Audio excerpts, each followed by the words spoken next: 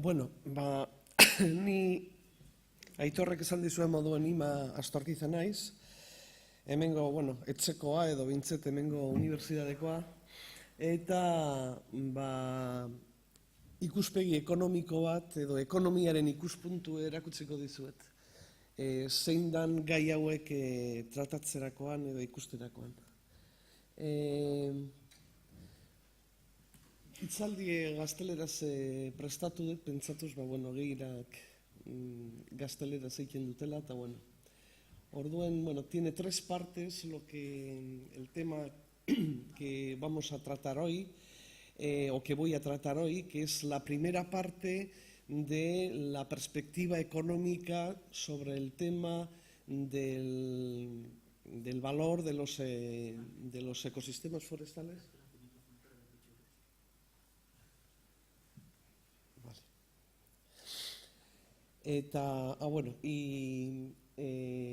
Entonces está dividido en tres partes. Como veis, el primero es sobre conceptos y métodos de la valoración del flujo de servicios. Hola. Oso enkorsetatuta sentitzen naiz holan. Saiatuko naiz, altu egiten. El siguiente punto es la aportación del análisis económico en el logro de los objetivos de continuidad y sostenibilidad de los servicios ecosistémicos. Y, por último, voy a tocar el tema de los ecosistemas forestales y los fallos de mercado que se presentan en estos ecosistemas.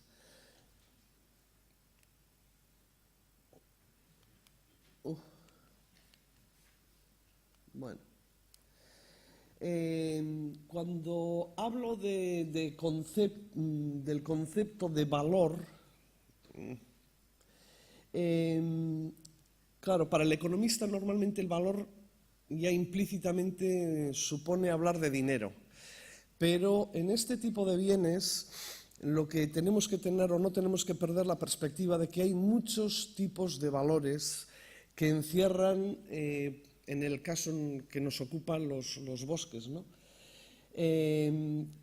Hay múltiples tipos de valor en los ecosistemas y en la biodiversidad, y entonces todos ellos son correctos, todos ellos nos aportan una visión interesante, y de alguna manera lo que yo pienso, al menos voy a hablar por mí, es de que tenemos que buscar la complementariedad de esos distintos tipos de valoraciones.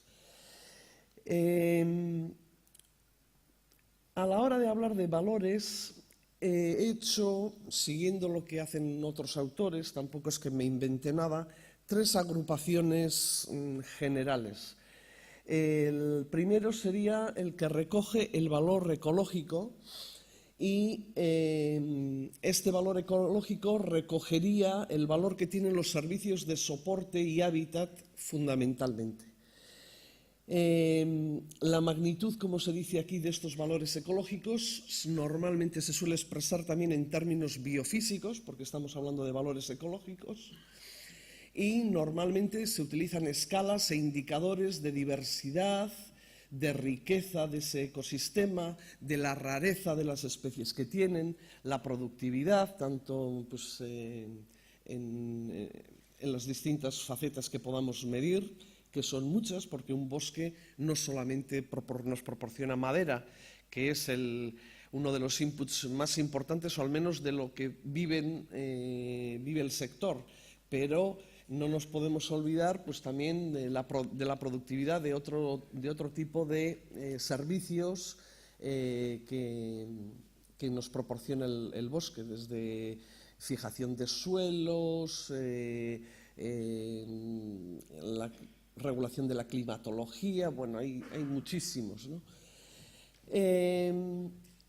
Entonces, la valoración ecológica normalmente, como es lógico, utiliza parámetros biofísicos o indicadores de impacto que son escalados y ponderados para ayudar en la toma de decisiones. Es decir, se hace un ranking de lo que es más importante, menos, etcétera, etcétera, y con estos índices de valor normalmente y comparaciones se hacen muchas veces análisis multicriterio.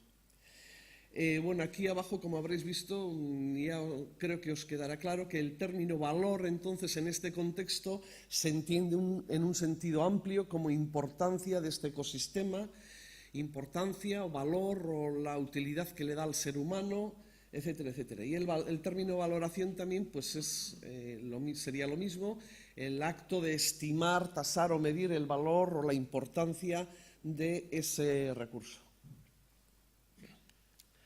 El segundo bloque de valores, donde es un cajón desastre donde podríamos meter muchas cosas también, nos relaciona los beneficios no materiales que obtiene la gente en su interacción con los ecosistemas, en nuestro caso forestales, a través de su enriquecimiento pues, espiritual, de recreación, de experiencias estéticas, lo que queramos. Entonces hay muchas y diversas aproximaciones para analizar esto y lo que sí está claro es que no se basa en métricas o en unidades monetarias como los economistas solemos utilizar, ni tampoco biofísicas. Y por último, y es donde pues, más puedo hablar, es respecto al tema del valor económico. Y el valor económico se refiere al valor monetario de los servicios de los ecosistemas. Ya sean esos servicios directos, indirectos o hipotéticos, como vamos a ver. También se puede referir a los costes de su reemplazamiento si por alguna razón esos servicios declinan o desaparecen, supuesto o provisto que su sustituibilidad es técnicamente posible, ¿no? Bueno, entonces, en lo que se refiere al valor económico, normalmente se suele dividir también como en dos bloques lo que son valores de uso y valores de no uso. Es decir, que cuando se mide el valor económico, pues se mide en función del uso que le damos y normalmente pues, se tienen en cuenta los fines de consumo y producción. Y aquí en el uso directo pues tenemos tanto los servicios de aprovisionamiento de madera como los servicios pues, culturales o de ocio, etcétera, etcétera. En el uso indirecto serían más bien los servicios reguladores, es decir, pues, el clima, la polinización, la biodiversidad, etcétera, etcétera, y el valor opción. Y en los de no uso, de alguna manera, que se deberían también de tener en cuenta, refleja pues, la mera satisfacción que obtienen los individuos de conocer que la biodiversidad y los servicios ecosistémicos continúan existiendo por propio derecho para proveer sus servicios a otros o para las generaciones futuras.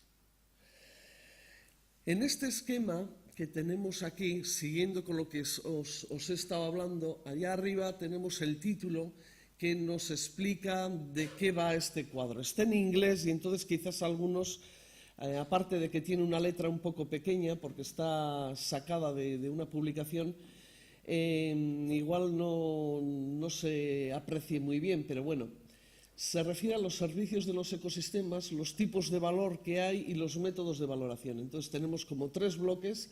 El primero, el más oscuro, es la valoración biofísica y como veis en esta esquina pone que la valoración es no monetaria, es decir, que es una valoración biofísica. Y en el otro rectángulo más grande tenemos el primer dijéramos, cuadrado sería la valoración basado en principios humanos, es decir, la sociocultural, y la última que está con el redondel amarillo sería la valoración económica, que como veis en aquel vertical de allí se basa en la valoración económica. Entonces aquí dentro de cada cuadro de estos tenemos, en función del tipo de bien que estemos analizando, que son muchos, porque un bosque, como sabéis, nos produce muchos bienes y servicios, un flujo de bienes grande. Entonces, para cada uno de ellos, hay distintas metodologías de análisis. que se adaptan mejor unos a unos casos y otros a otros. Entonces, en el caso, en los de la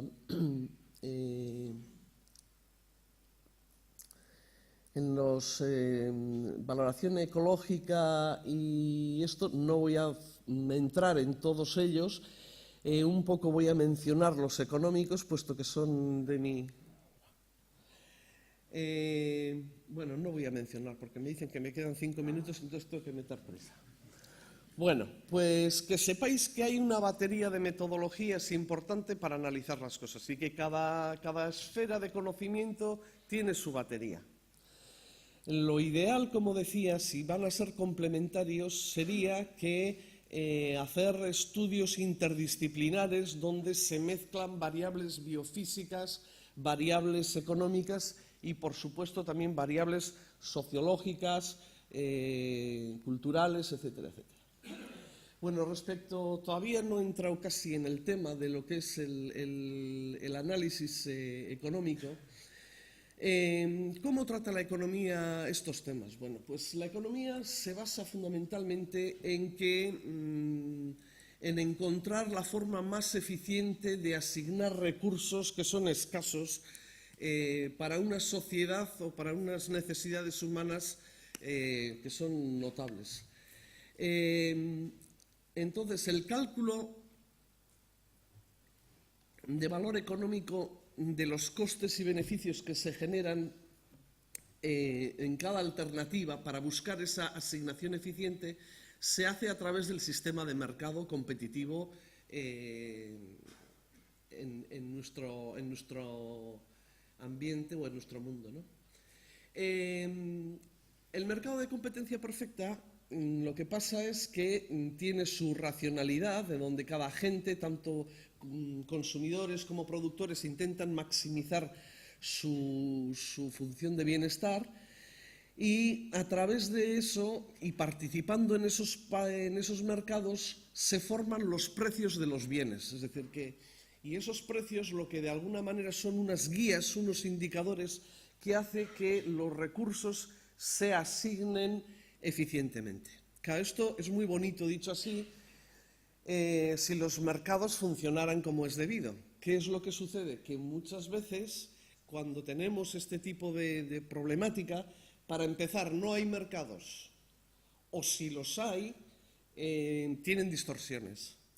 ¿Qué tipo de distorsiones se suelen dar? Pues normalmente son un tipo de distorsiones que afectan esa asignación eficiente y que hace que se subestime el valor económico de esos bienes. Y las distorsiones vienen de distintos caminos. Un camino es el que algunos de estos bienes tienen carácter de bien público, que decimos nosotros los economistas. ¿Qué quiere decir que un bien para un economista sea un bien público?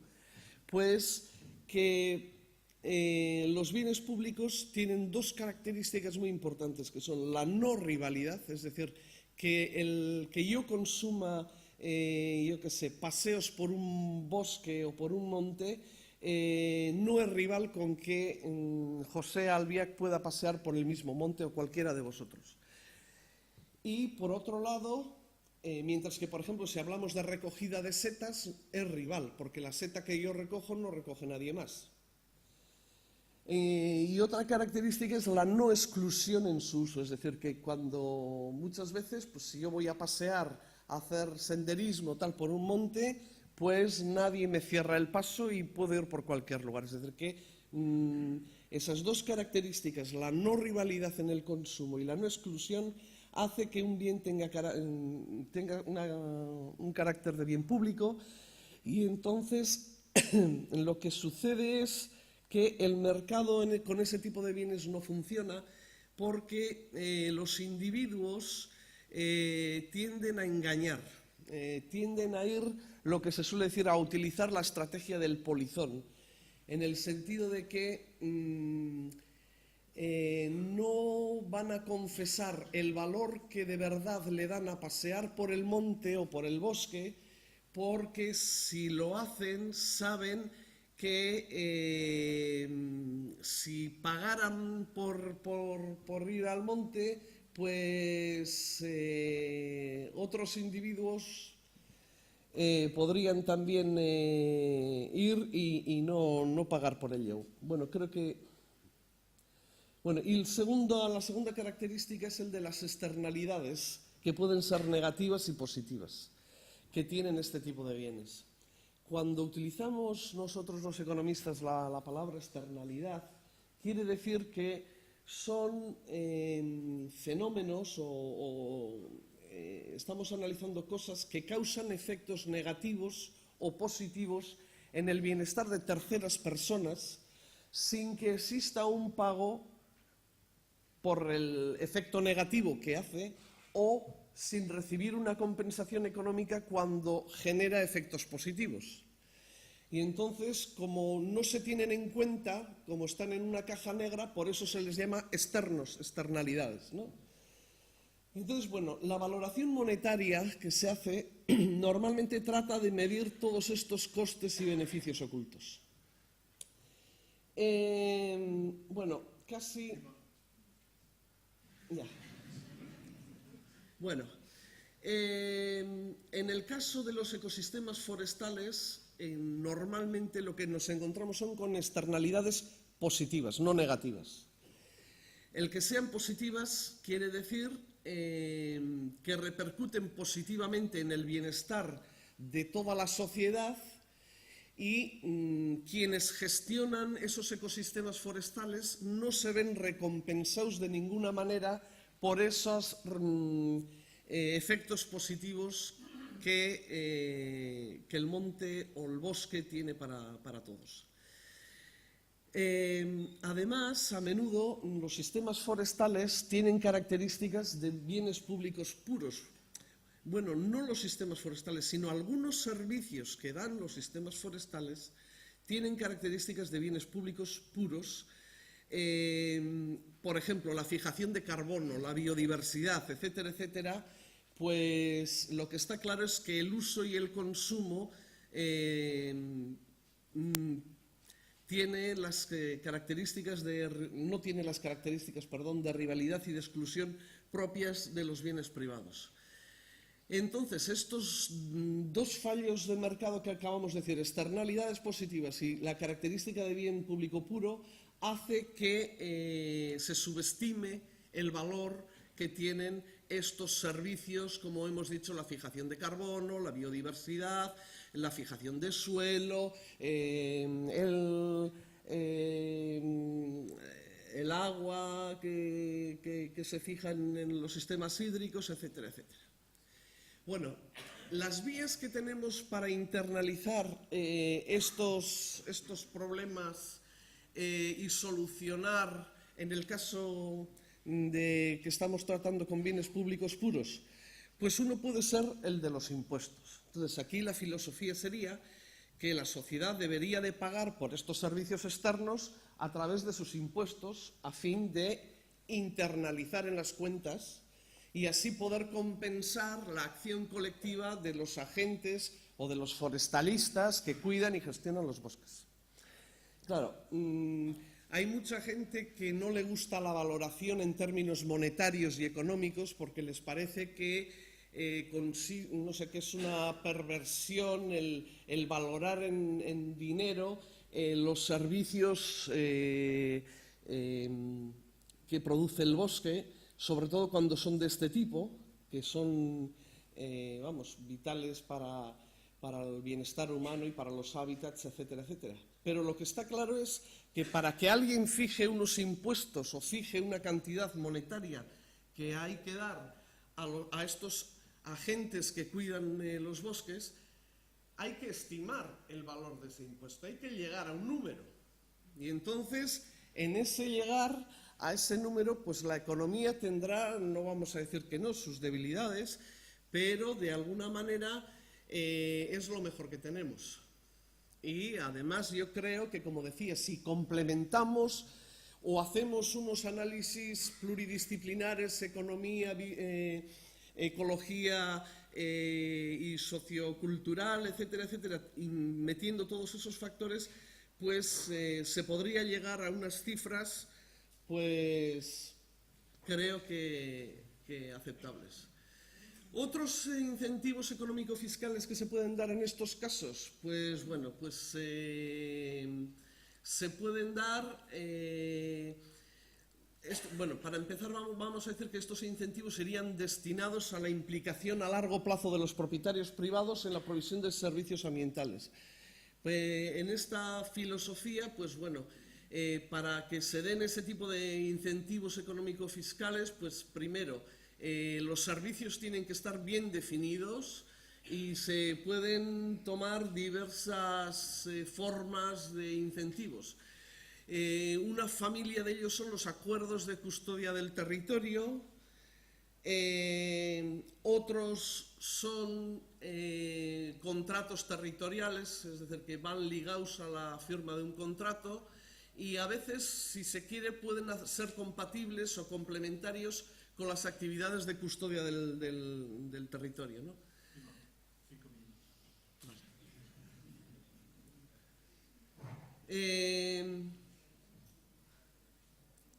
Aparte de eso, tenemos también el caso de bienes públicos impuros, en el caso de los sistemas forestales.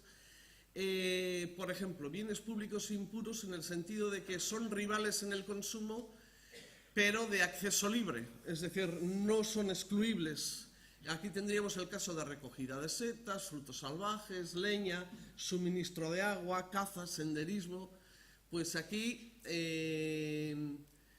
el consumo es rival porque lo que tú consumes otro no puede consumir, pero el acceso a ello es libre, ¿no?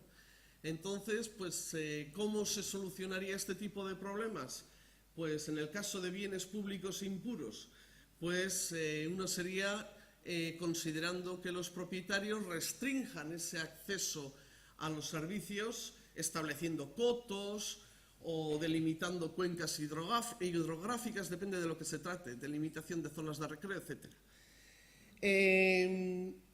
Otra posibilidad sería el de los pagos por servicios ambientales, que está tan de moda, ¿no? Es decir, que el usuario debería de pagar al proveedor el servicio medioambiental como si se tratara de la transacción de un servicio o de un bien privado, ¿no? Estos pagos por servicios ambientales normalmente están basados en relaciones contractuales voluntarias y bueno, se comprometen las dos partes, o al menos el que da el servicio, a llevar a cabo una serie de acciones dirigidas a la provisión del servicio. Bueno, dicho esto, yo ya acabo